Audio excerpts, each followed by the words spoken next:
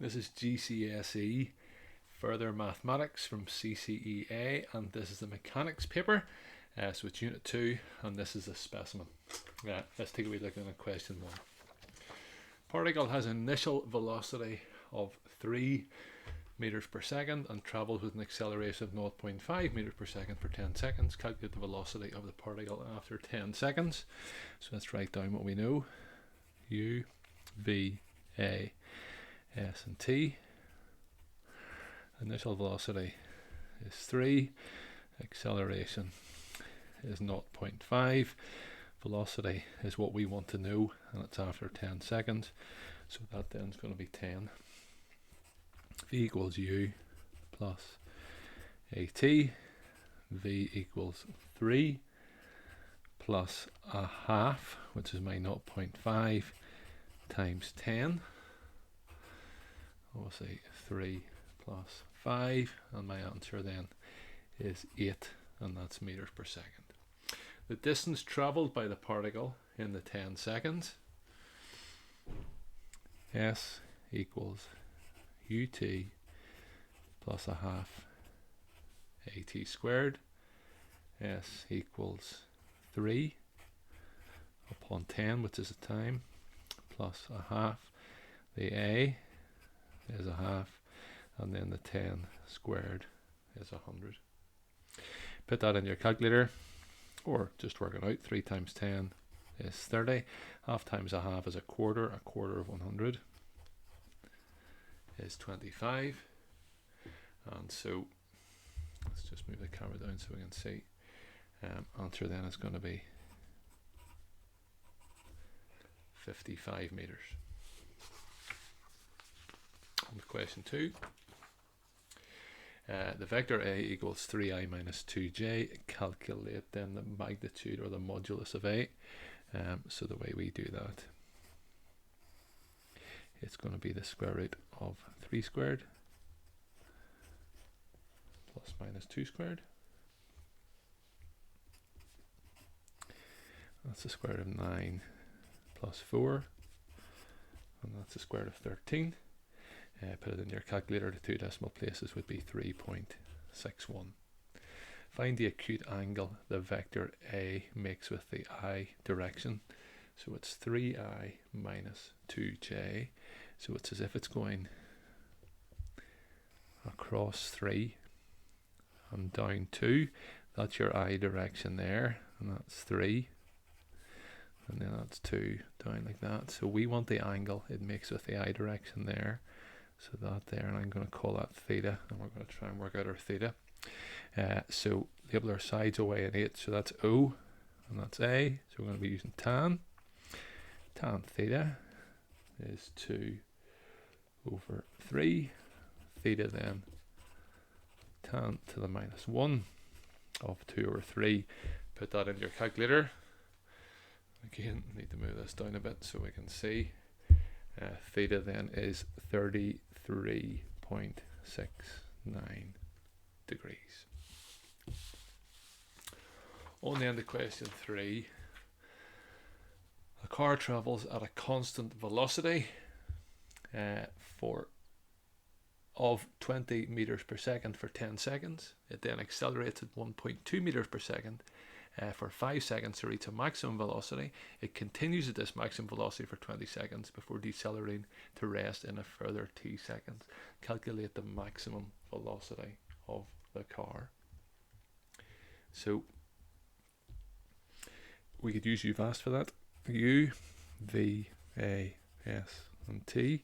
If it's traveled at a constant velocity for 10 seconds, this 10 seconds isn't really what we want. It's just we're going to use our U then as 20. So U is 20. The maximum velocity is going to be our V. Our acceleration is 1.2, and our time then is 5. So we're going to use V equals U plus AT. V equals 20 plus 1.2 times by 5. V20 then 1.2 times 5 is of course 6. So it's going to be 26 then meters per second. So we put our answer down there, 26 meters per second. Draw a velocity time graph of the journey. So what are we going to have? It starts off going at 20 and then it accelerates and goes at 26. It does that, I think, then for 20 seconds. So if we started off going along here, and then that's 10 seconds.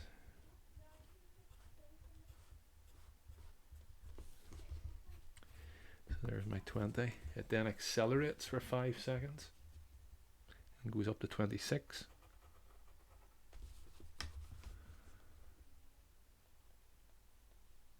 And it goes at that speed, I think it says, in for 20 seconds. So that's going to be my 26. If I draw a wee dotted line over there so we know then that's going to be 26. Also, dotted line going here. And that then will be 15. It goes at that speed for 20 seconds, as it says. So 20 plus 15 then gives me 35. And then it slows down to rest. And that distance there then is going to be time. So this here is 35 plus t. And that's my velocity time graph. Given that the total distance travelled by the car is 1160 meters, calculate the value of t. The thing we know about velocity time graphs is that the area underneath the graph is equal to the distance travelled. So if we can work out then our different areas, then we'll be able to work out our final value then of t. Hopefully that makes sense. So let's see if we can set this up so that we can kind of see both here, just for a wee second.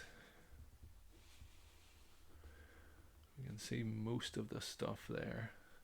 So we're going to work out our area of our different things. So we know what our 1160 is going to equal, first of all, our rectangle. So that's 10 times 20. Plus, you can either split this into two.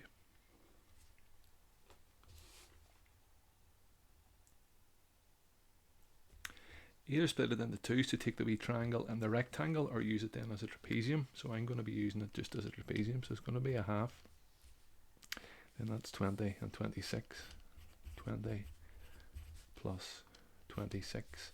And then my height in that case is 5. That doesn't make sense, don't worry, just split it up into a wee rectangle and a triangle. You know all the information that you need. And then with a bigger rectangle here, that's a 20 and that's a 26. And then that's a t and that's a 26. So it's going to be a half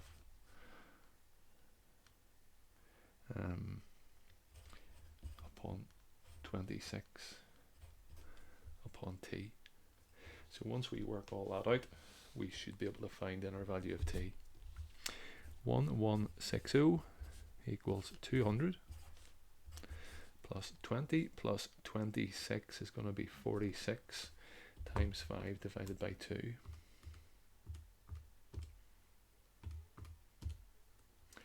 That's 115. That's badly written multiply sign there. 20 times 26 is 520, and then half of 26 plus 13t. If we add this and this and this and subtract then from this, that's going to give us then 13t equals 1160. Take away 200, take away 115, take away 520 equals 325. And t then divided by 13 is 25 seconds. So we would write that down there. And that's us.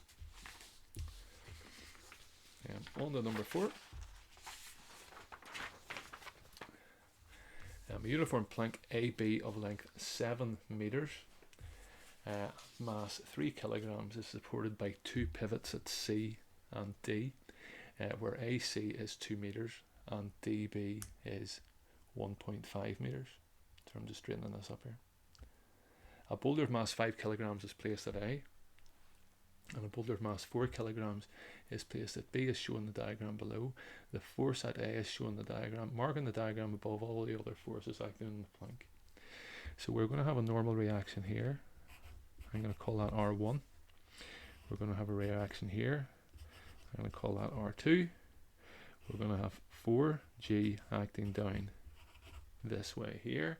And it's a uniform plank, and it's 7 meters and 3 kilograms. So there's going to be then a 3G acting down then, just at the middle. Calculate the reactions at C and D. So first of all, I'm going to do everything going up equals everything going down. So that means we're going to have, going up, we have R1 plus R2 equals 5G plus 3G plus 4G. That means R1 plus R2 equals 12G, which is 120. I'm now then going to take moments about a certain point. So I'm going to take moments about C, and we'll see how that works out in just a wee second. So again, I write that moments about C, and I have clockwise equals anti-clockwise. Now it may be of use to us to put in some lengths here as well, so let's do that. AC is 2 meters, so that's 2. I know it's of length 7 meters, and I know that's halfway along, so that then is a 1.5, kind of despite how it looks. DB is 1.5. Goodness, it's not a very accurate looking diagram, but that's okay. And then that's 3.5, so then that's going to be 2 going there. And it's as if I'm putting a pivot in then at C. So I'm putting a wee pivot in here, and so everything moves around there. So this 3G just pushes the direction of the arrow, moves it clockwise. This 4G moves it clockwise. The R2 moves it anti-clockwise, and the one at A here, the 5G one, that moves it clockwise then as well. So we have those 4 forces then to deal with. Okay, so first of all, the clockwise, we're going to have 1.5 times 3G. So distance times 3G plus this distance here, that's going to be 5. 1.5 plus 1.5 is 3 plus 2, 5, so it's 5 times 4G equals R2 times the 3.5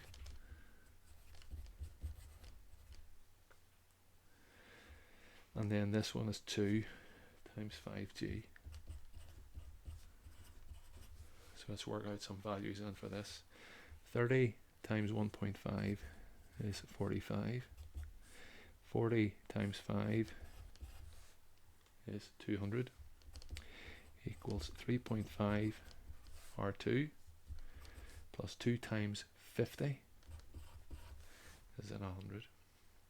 That means 3.5 R2 equals 100. Take away from both sides, and that gives me 100 there. So that's going to be 145. That means reaction 2 is going to be 145 divided by 3.5.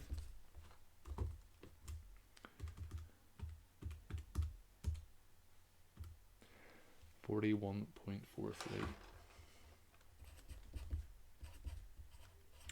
So that's my reaction at D. So my reaction at D is 41.43 newtons. And then my reaction at C is my R1. So I know R1 plus 41.43 equals 120. That means R1 is 120. Take away 41.43, so I get 78.57 newtons. So we fill that in below. 78.57.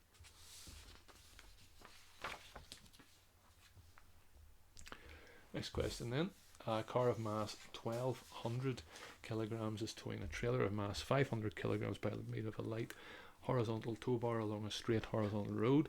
The car and the trailer accelerate uniformly for rest. The attractive force of the car's engine is 1925. The resistance to motion of the car is 0.8 newtons per kilogram. Resistance to motion of the trailer is 0.4 newtons per kilogram. Calculate the acceleration of the car and the trailer. So we can either do the combined for the car and the trailer, or we could take each one separately and kind of solve them simultaneously. But what we should try and do is do all the forces that are acting on this. I don't like it. This is kind of hard to see then where the all the forces are acting, but we're going to have a T there, and we're going to have a T there. This force here is 1925, and then this force here is 0.4 times 500.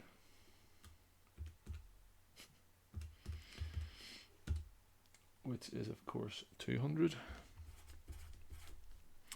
And then this force here is 0.8 times 1200.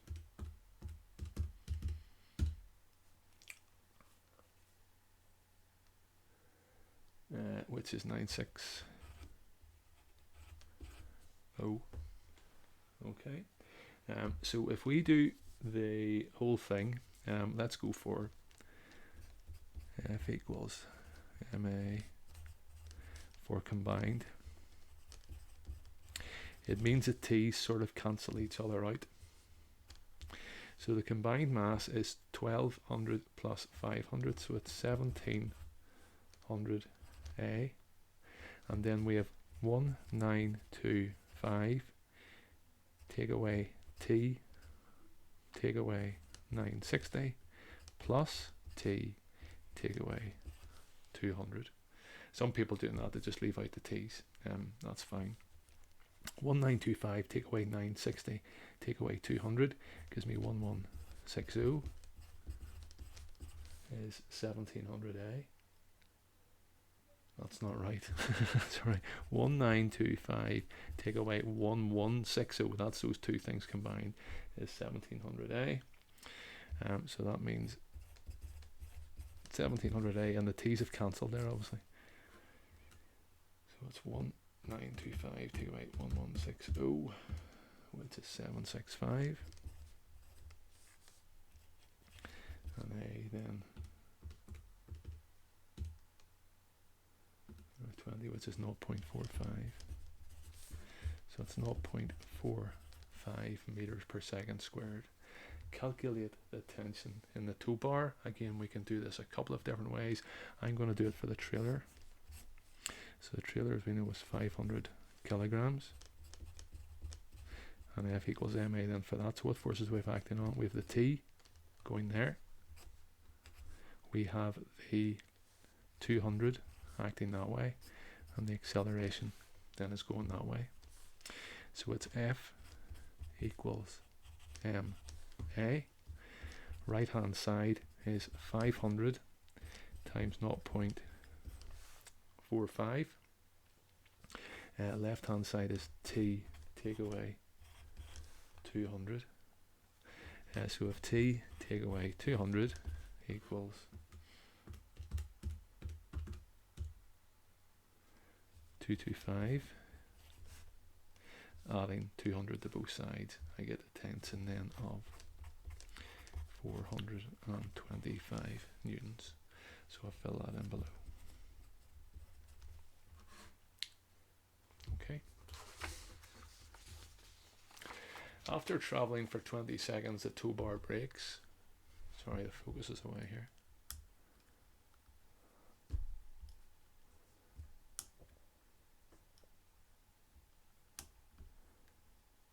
That's it back. After traveling for 20 seconds, the tow bar breaks. Calculate the velocity of the trailer when the tow bar breaks. So that's a simple UVAST. U, V, A, S, and T. We start from rest. U is 0, our acceleration is 0.45, and our time is 20 seconds, and we want the velocity of the trailer whenever the tow bar breaks, so that's going to be our velocity there. V equals U plus AT for the third time in this paper. V equals 0 plus 0.45 upon 20. And velocity then is 9 meters per second. So that's 9 meters per second. Calculate the deceleration of the trailer given that the resistance to the motion of the trailer is unchanged. So we need to work out our new acceleration or deceleration, sorry. And we have a 200 going that way. I suppose the motion's still going that way, but the deceleration really is going that way. I hope that makes sense, okay. F equals ma. The right hand side then is going to be 500 a, and then we have nothing, so it's minus 200 is 500 a, because our force effect in the direction of acceleration is that way is the positive, so that way then is going to be the negative. So that means a is minus 200 over 500, which is of course 0.4. We're asked, sorry, minus 0.4. We're asked for the deceleration, so we need to put in then a positive 0.4. Calculate the additional distance the trailer travels before coming to rest. So U, V, A, S and T. S is what we're trying to find. U is our velocity from the previous one, which we had worked out then to be 9. V is going to be 0, and our new acceleration is of course minus 0.4. So we're going to use V squared equals U squared plus 2A S. 0 is 81 plus 2 minus 0.4 and S. So if I take it over the other side, then I would have 0.8 S equals 81. Divide the 81 by 0.8 and I get 101.25. So that's my additional distance, 101.25.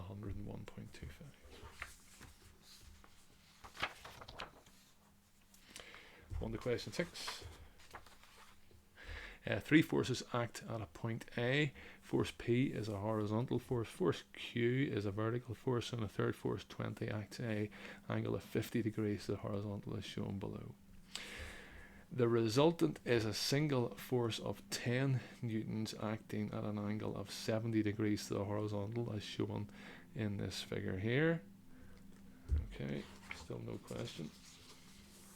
Calculate the values of the forces P and Q.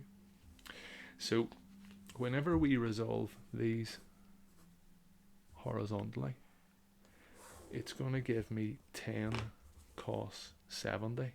That's quite hard to get your head around. So we're resolving horizontally.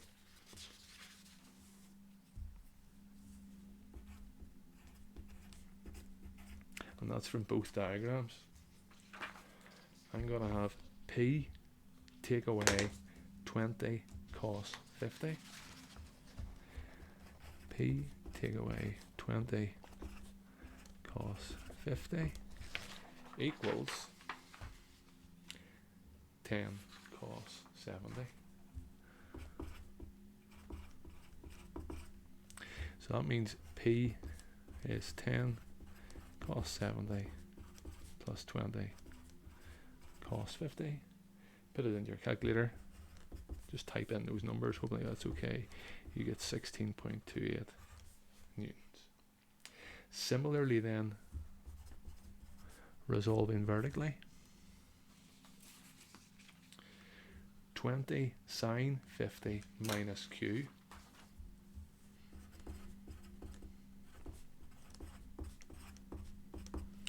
is equal to 10 sine 70.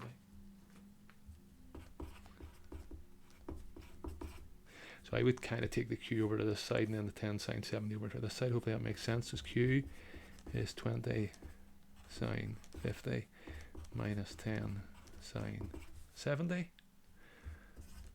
Again, put it into your calculator. 5.92 newtons. So filling in the answers in down below, just 16.28, 5.92. Quite a strange and unusual question, that, because it's sort of like a backwards resolving of forces one, but hopefully that makes sense. Okay.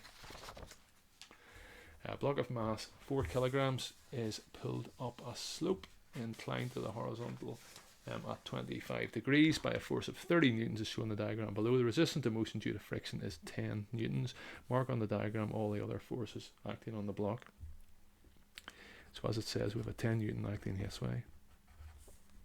We will have a normal reaction going that way, and we have a 4g acting then vertically down. Calculate the acceleration of the block up the slope. Give your answer correct to 2 decimal places. So we're going to do F equals ma for the block up the slope. So we're going to have 30, take away 10, take away that 4g sine slope, so it's 4g sine 25.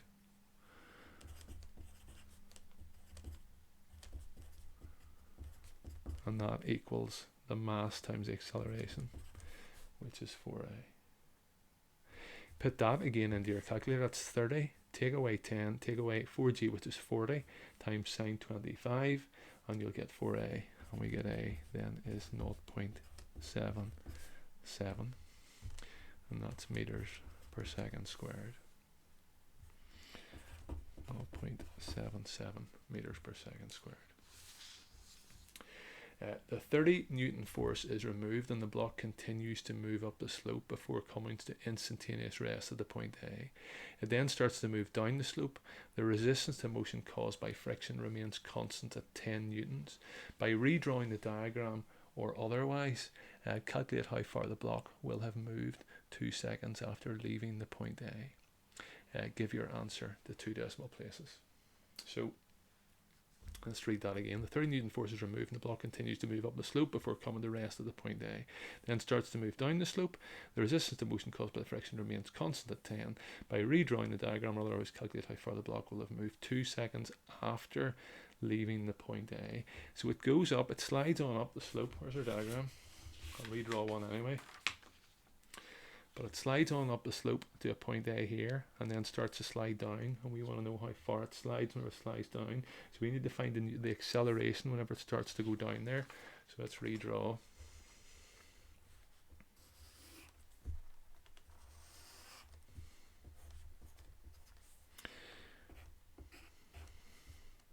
So we still have our 4G acting this way. The friction is still 10, but because it's sliding down, the friction is going to be acting that way. And my normal reaction then is going to be acting that way. So it accelerates this way, and so we're going to do F equals ma in that direction there. So what am I going to have? I'm going to have 4G sine slope is going to be sine 25. Take away 10 is equal to 4a. Let's actually put this one in our calculator to see what we end up with. So that's 40 times sine 25. 40 sine 25. Take away 10. That gives me 6.9047 equals 4a. And a then divide by 4.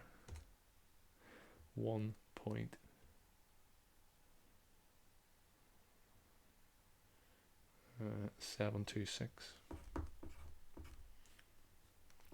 Now I'm doing this to more than 2 decimal places because my final answer then will go to 2 decimal places, and hopefully that makes sense. So we now have the acceleration from this, so we just want to know where it is after 2 seconds. So we now use UVAST. U is 0. Calculate how far the block, so S is the one we want to know. 2 seconds, so time is 2, and my new acceleration then is 1.726. So we have U, A, S, and T, so we're going to use S equals UT plus a half A T squared.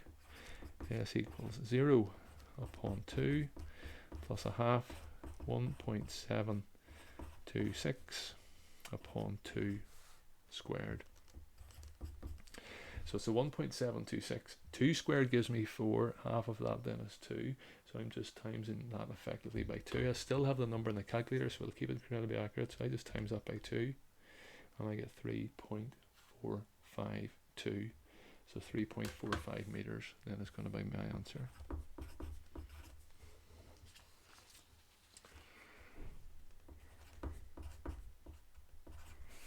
3.45. That's us finished.